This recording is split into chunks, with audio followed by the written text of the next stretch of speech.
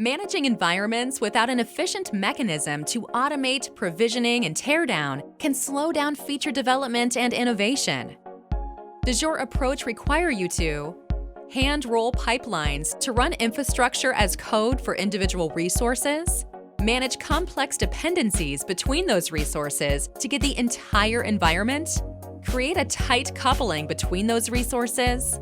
This is inefficient, costly, and typically requires a dedicated team.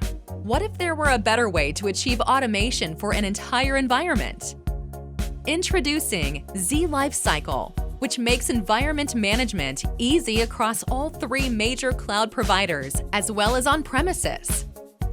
Here's how zLifecycle improves efficiency for engineers, software architects, and engineering leaders. Engineers.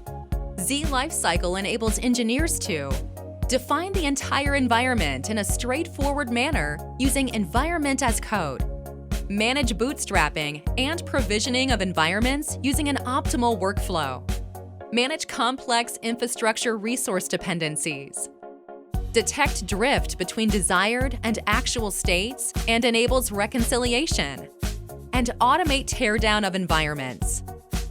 Software architects.